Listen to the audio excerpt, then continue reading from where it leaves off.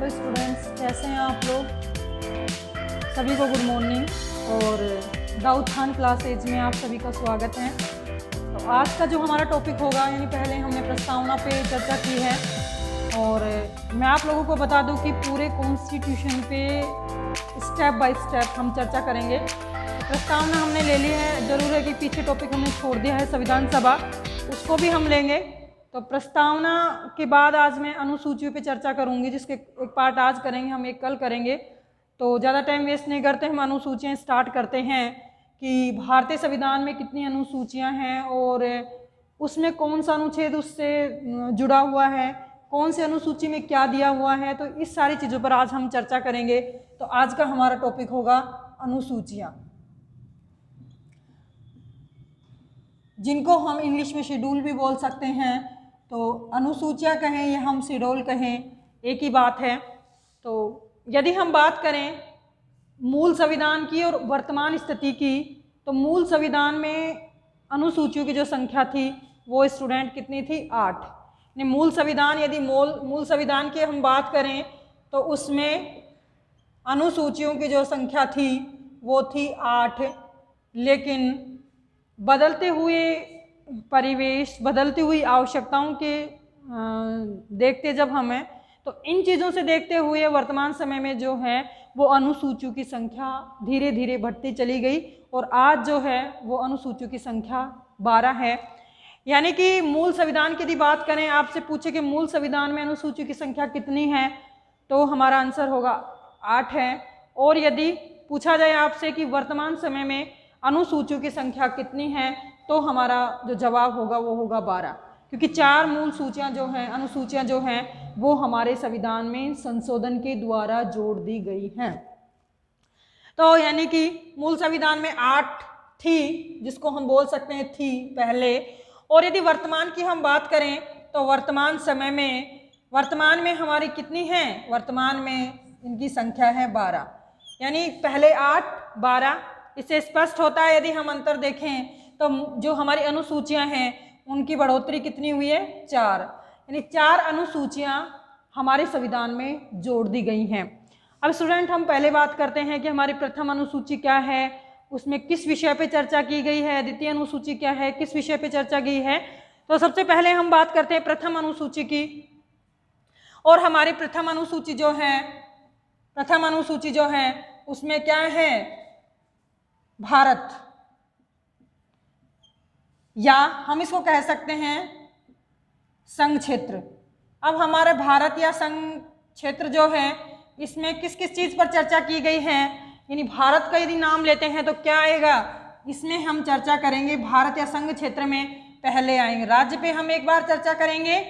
दूसरा हमारा है कि राज्य के साथ हमारे संघ शासित प्रदेश, कि यहाँ पे संघ शासित प्रदेश हमारे कितने हैं, राज्य कितने हैं, और ये हमारे संविधान की अनुसूची फर्स्ट में दिया गया है। तो स्टूडेंट, हम थोड़ी चर्चा इस पे कर लेते हैं। वैसे बहुत बड़ा टॉपिक है, इतना नहीं कर पाएंगे, लेकिन थोड़ा बहुत जो वर्तमान में है उस स्थिति पे थोड़ा कर लेते हैं। तो वर्तमान समय की यदि हम बात करें तो हमारे राज्यों की संख्या है 28। इससे पहले, क्योंकि 2019 से पहले जब हम देखते थे, यानी 2019 से पहले राज्यों की संख्या कितनी थी? 29। जबकि एक राज्य वर्तमान समय में क्या हो गया है? कम हो गया है। और वो आपको मालूम ही है कि जम्मू कश्मीर जो है वो पहले एक राज्य था, विशेष राज्य का दर्जा प्राप्त था, लेकिन वर्तमान समय में अब एक राज्य ना होकर क्या हो गए? संघ शासित प्रदेश। तो यानी पहले हमारी 29 थी, एक राज्य कम हो गया है। आज हमारी राज्यों की संख्या कितनी हो गई है? 28। यानी जम्मू कश्मीर को राज्य के उससे दर्जे से हटा दिया गया है, अब वो क्या बन गया? संघ शासित प्रदेश। हम संघ शासित प्रदेशों की बात करें कि हमारे वर्तमान में कितने संघ शासित प्रदेश हैं, क्योंकि जम्मू कश्मीर जैसे ही हटता है तो एक लेह लद्दाख और एक कश्मीर, यानी 2 को है संघ शासित प्रदेशों में शामिल कर दिया जाता है। लेकिन जब हम 2 को शामिल करते हैं तो पहले 7 थे, तो हमें लगता है कि 9 हो गए हैं। सही भी है कि 9 हो गए, लेकिन दमन और दीप और दादर नागर हवेली, ये जो दोनों हैं इन दोनों को एक साथ कर दिया गया है। तो दादर नागर हवेली और दमन और दीव, ये दोनों मिलाकर, यानी कि जो हमारे पहले 7 थे, उस 7 में दादर नागर हवेली भी दोनों अलग अलग थे, लेकिन फिर एक हो गए। और वर्तमान समय में यदि हम संघ शासित प्रदेशों की संख्या देखें तो ये वर्तमान में इनकी संघ शासित प्रदेशों की संख्या कितनी हो गई? 8, यानी 8। अब स्टूडेंट्स हम बात करते हैं इसके आर्टिकल्स की, कि पहली हमारी अनुसूची है, उस अनुसूची में कौन कौन से आर्टिकल्स हमारे जुड़े हुए हैं। तो हम बात करेंगे कि हमारे संविधान के अनुच्छेद, कौन कौन से अनुच्छेद? पहला, दूसरा, तीसरा और चौथा, यानी 4 अनुच्छेद हमारी अनुसूची, जो पहली अनुसूची है, उससे रिलेटेड हैं। और ये जो हैं कि इनसे रिलेटेड हैं, तो मतलब मैंने विषय भी बता दिया आपको कि भारत संघ क्षेत्र जो है पहली अनुसूची का विषय होगा। तो ये तो कन्फर्म हो ही चुका है कि हम भारत या राज्य या संघ शासित प्रदेशों से संबंधित ही हमारे आर्टिकल होंगे। अब स्टूडेंट सबसे पहले जो है, यदि हम छोटी सी बात कर लेते, 4 आर्टिकल्स, इन पे तो मैं ज़्यादा बात नहीं करूँगी, लेकिन एक छोटा सा जो क्वेश्चन हमसे पूछा जाता है, अनुसूची में बहुत क्वेश्चन पूछे जाते हैं, और हमारी पहली अनुसूची है उसका जो हमारा आर्टिकल 1 है, उससे काफ़ी बार क्वेश्चन पूछे गए हैं। तो पहला हमारा यही है कि अनुच्छेद जो 1 हमारा है, इसमें क्या दिया गया है, किस चीज़ की चर्चा की गई है? तो सबसे पहले इस पे चर्चा की गई है हमारे भारत के नामकरण की, कि भारत का नाम क्या है। तो इसके लिए दोस्तों स्टूडेंट्स क्या होगा, नामकरण के लिए क्या क्या है? Union of state. पहला क्या कहा गया है कि यूनियन ऑफ स्टेट। इसका मतलब होता है, यदि हिंदी में, यदि हम इसे बोले इंग्लिश में, क्योंकि हमारा कॉन्स्टिट्यूशन जो इंग्लिश में है, हिंदी में तो हमने वर्जन किया है, तो यूनियन ऑफ स्टेट इसका मतलब होता है राज्यों का संघ। राज्यों का संघ होता है। और राज्यों का संघ यानी यूनियन क्यों लिया गया है? यूनियन की जगह हमने और शब्द क्यों नहीं लिया? तो यूनियन का मतलब होता है एकता, एकता व अखंडता। तो एकता और अखंडता यानी भारत को एक सुदृढ़ भारत बनाने के लिए, एकता के सूत्र में बांधने के लिए हमने किस चीज का हमारे संविधान में प्रयोग किया गया है? पहले आर्टिकल में यूनियन ऑफ स्टेट, जिसको हम बोलते हैं राज्यों का संघ। स्टूडेंट्स कई बार जब हमसे क्वेश्चन पूछा जाता है तो यूनियन ऑफ स्टेट नहीं पूछा जाता, और उसकी जगह हमारे से कोई और चीजें पूछी जाती हैं कि भारतीय संविधान के अनुच्छेद 1 में दिया गया है तो भारत का नाम है, या इस तरह का क्वेश्चन पूछेंगे। तो उसमें हमारा क्या होगा कि यूनियन ऑफ स्टेट तो है ही, ये तो आपको ध्यान रखना है, लेकिन इसके अलावा यदि पॉइंट ऑफ एग्जाम से हम देखें तो उसमें क्या होगा? उसमें होगा इंडिया या भारत। यूनियन ऑफ स्टेट तो दिया ही है, लेकिन उसके बाद यदि हम बात करें तो इंडिया या भारत, यानी भारत की यदि हम बात करें कि भारत शब्द या इंडिया शब्द कहाँ लिखा हुआ है, किस रूप में लिखा हुआ है, तो वो लिखा हुआ है इंडिया या भारत। और यदि यूनियन ऑफ स्टेट की बात करें, राज्यों की संघ की बात करें, तो ये राज्यों का संघ भी लिखा हुआ है। अब यूनियन ऑफ स्टेट क्यों लिया गया है, इस पर कई बार चर्चा होती है। तो यूनियन ऑफ स्टेट का क्या है कि हमें एक यूनिटी यानी एकता और अखंडता चाहिए, इसलिए क्या है कि हमारे संविधान में यूनियन ऑफ स्टेट जो है ये लिया गया है। अगली बात है आर्टिकल 2, 3, 4। तो इनमें सारों में मैं एक जो हम बोल सकते हैं कि इनका एक निष्कर्ष रूप में मैं बता देती हूँ कि जो भी नए क्षेत्र हमारे भारत में शामिल करते हैं वो क्षेत्र, दूसरे जो हमारे भारत के ही क्षेत्र हैं लेकिन उनको किसी और राज्य में हम शामिल करते हैं, या किसी राज्य की सीमा का निर्धारण करते हैं, या फिर हम बोलें कि किसी राज्य के नाम का परिवर्तन करते हैं। जैसे पांडिचेरी था पहले, उसका नाम पुदुचेरी हो गया। तो इस तरह से नाम जो चेंज किए जाते हैं तो उन नामों को भी हम क्या आर्टिकल 3 में, और यदि नए क्षेत्र जो बाहर का क्षेत्र है यदि हम उसे अंदर लेते हैं तो वो हमारे आर्टिकल किसमें 2 में उल्लेखित है कि उसके अनुसार ही क्या होगा, इसमें इसको शामिल करा जाएगा।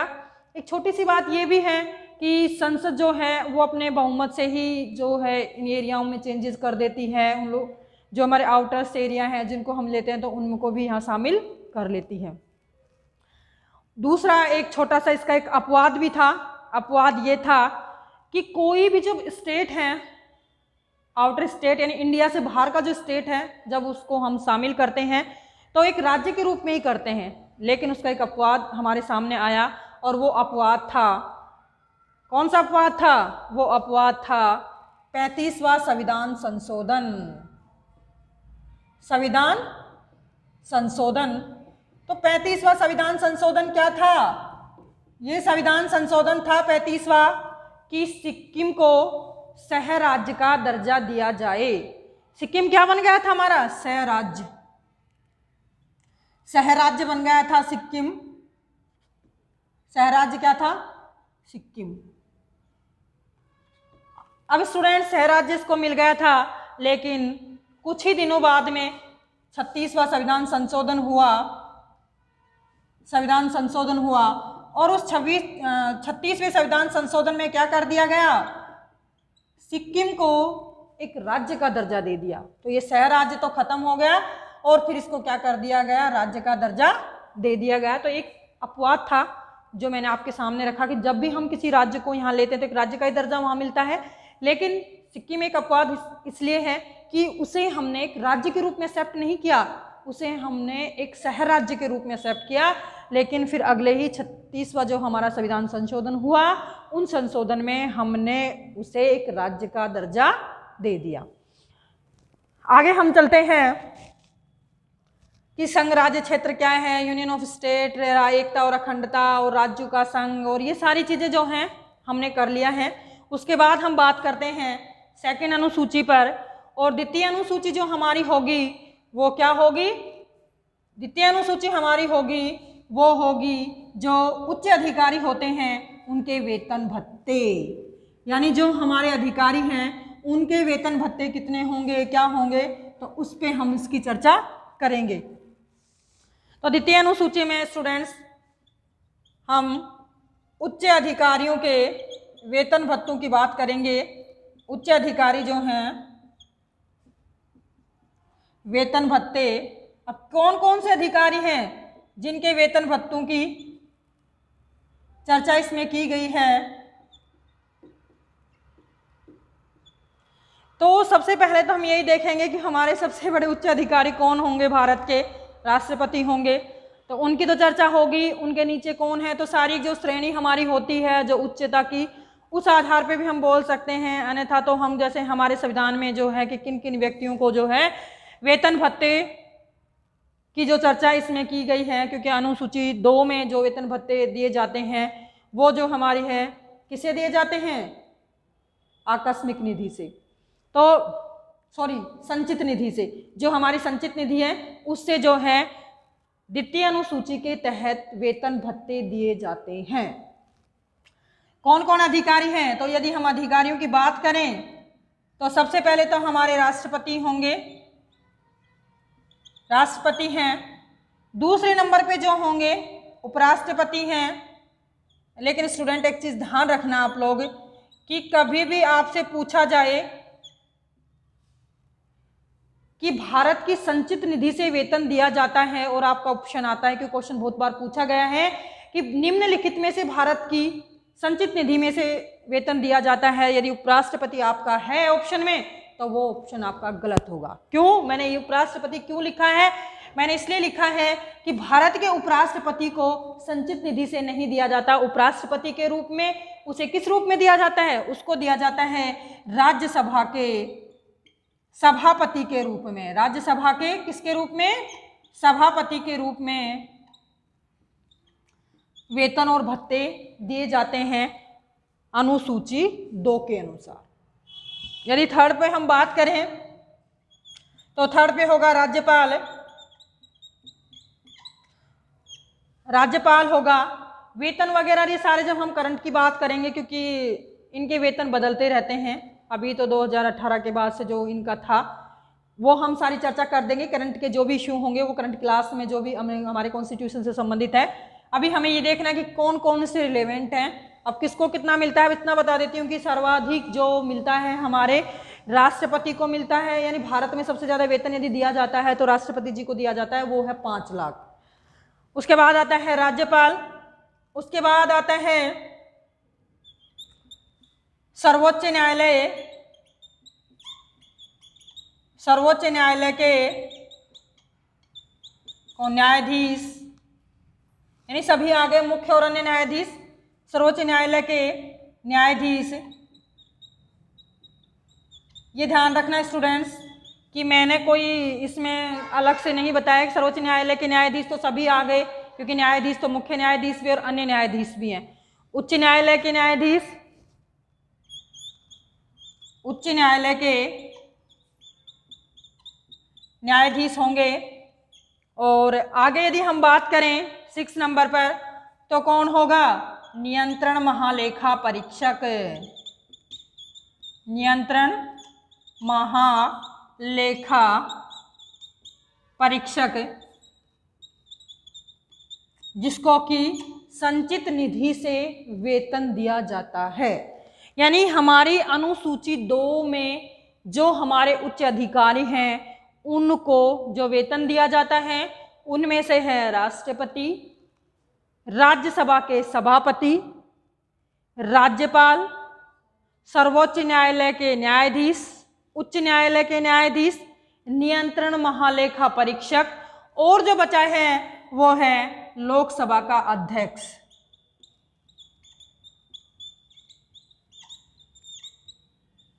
लोकसभा का अध्यक्ष। यानी इन लोगों के वेतन की जो व्यवस्था है वो वेतन की व्यवस्था कहाँ से की जाती है? संचित निधि से। अब हमारी तीसरी अनुसूची आती है, और तीसरी अनुसूची में हम किस चीज़ पे चर्चा करते हैं? तीसरी अनुसूची में स्टूडेंट्स हम चर्चा करते हैं उनके शपथ की, ओथ, जिसको बोलते हैं हम ओथ। यानी शपथ जो है वो भारतीय संविधान की तीसरी अनुसूची के अनुसार किस किस को दिलाई जाती है। तो जैसे कुछ स्टूडेंट जो पॉलिटिकल साइंस कभी पढ़ी नहीं, जो बहुत कम पढ़ा है, वो जानते नहीं हैं, तो कई बार हम क्या करते हैं कि हमें दिखता है कि किसको अनुसूची 3 के अकॉर्डिंग जो है शपथ दिलाई जाती है, तो हमारे मन में सबसे पहले आ जाता है राष्ट्रपति, राज्यपाल नहीं। राष्ट्रपति और राज्यपाल दोनों को ही अनुसूची 3 के अनुसार शपथ नहीं दिलाई जाती है। यानी ये नोट है आपके लिए, ध्यान रखने की बात है कि जब भी शपथ की बात आए और आपसे पूछा जाए कि अनुसूची 3 के अकॉर्डिंग किसको दिलाई जाती है, किसको नहीं दिलाई जाती है, तो आप ये नोट करके लिख लें या दिमाग में बैठा लें, अपने में नोट कर लें कि अनुसूची 3 के अनुसार राष्ट्रपति और राज्यपाल दोनों को ही शपथ नहीं दिलाई जाती है। अब किस किस को दिलाई जाती है?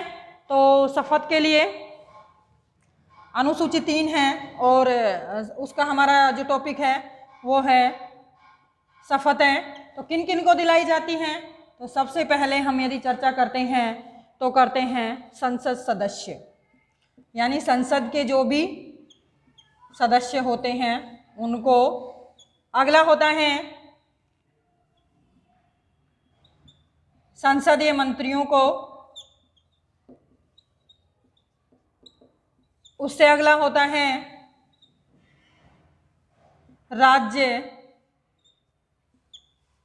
कौन? राज्य विधानसभा के सदस्यों को। और यदि आगे हम बात करते हैं तो राज्य मंत्रियों को।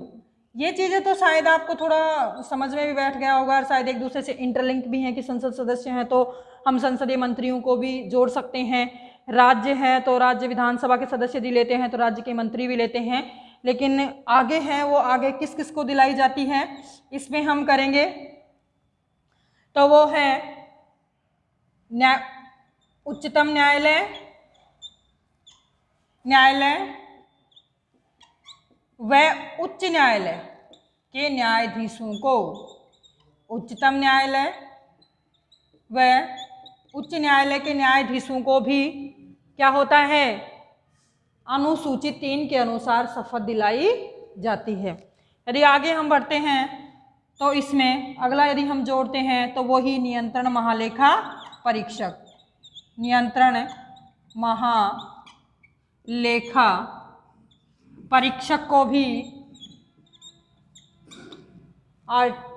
भारतीय संविधान की अनुसूची 3 के अनुसार शपथ दिलाई जाती है।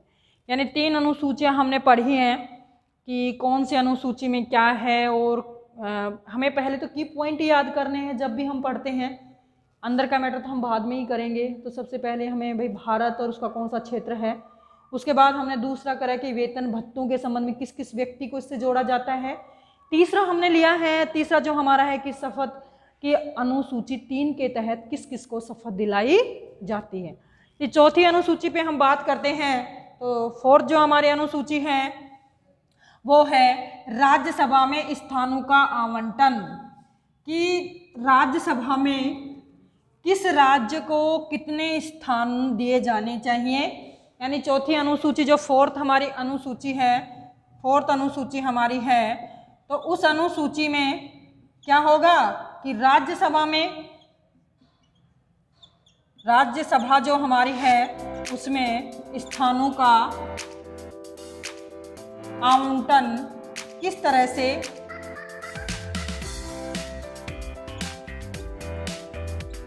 किया गया है। यानी राज्यसभा में जो है किस राज्य से कितने लोग लेने हैं, कितने नहीं लेने हैं, उसका आधार क्या है, इन सबको ध्यान में रखते हुए राज्यसभा में स्थानों के आवंटन से संबंधित हमारी अनुसूची क्या है, फोर्थ। ठीक है तो स्टूडेंट्स, आज हम इतना ही करेंगे। अनुसूचियों का जो सेकंड पार्ट है वो सेकंड पार्ट हम कल, ठीक है।